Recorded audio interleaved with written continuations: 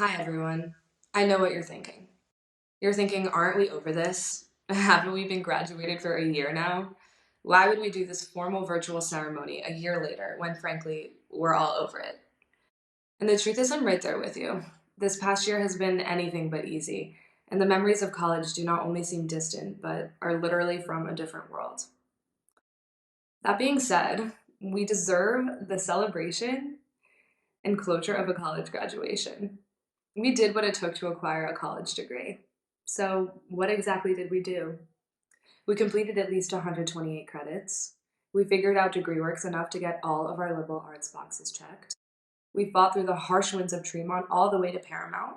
We sat through 4 hours. We watched them destroy the little building and build her back up again. We made friends. We lost friends. We went abroad. We stayed in Boston.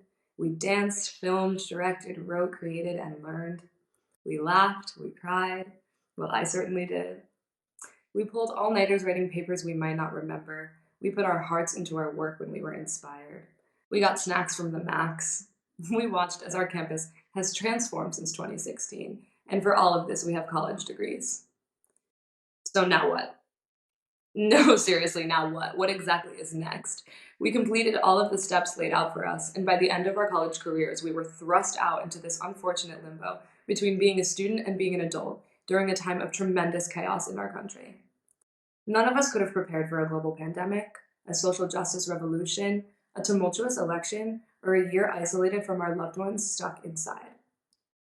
But the truth is, when we pause and when we're given time to assess ourselves, we can change and transform more effectively. This past year has dealt us clarity beyond measure. As grads, this might mean we've taken this time to assess what we actually want.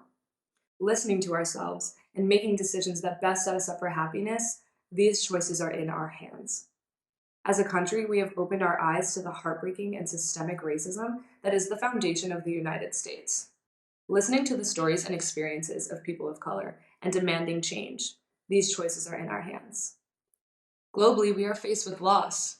The COVID-19 pandemic has forced us to confront the truly relentless nature of life and death. Taking this time to appreciate our family and loved ones and telling them what they mean to us while we can, these choices are in our hands. It is easy to resist change. When I moved into the little building, it had been open for 100 years. And although it was comfortable, it was crumbling. This past year demolished every notion of what we thought life is. And, not unlike our sweet LB, we have had to build it back up brick by brick into something not only much stronger, but more beautiful. Now, with a new foundation, we get to do what we have been waiting for since the first time anyone asked us, "What do you want to be when you grow up?" We finally get to create our own path. We can let go of the expectations that anyone has for us.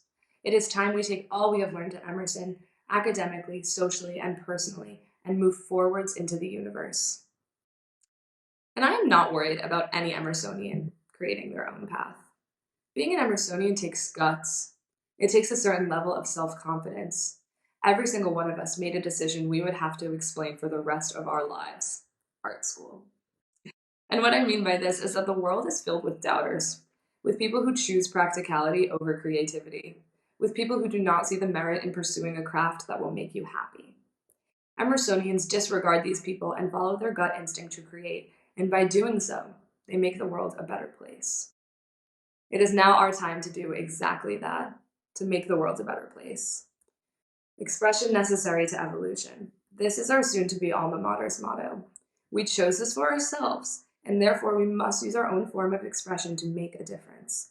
Whether that be running a journalism broadcast, writing a manuscript of poetry, sound designing a film, belting face to a full audience, spearheading a political campaign, writing an episode of television, or any other of the amazing things that we do, it is time for us to ignite passion in those around us and enact change.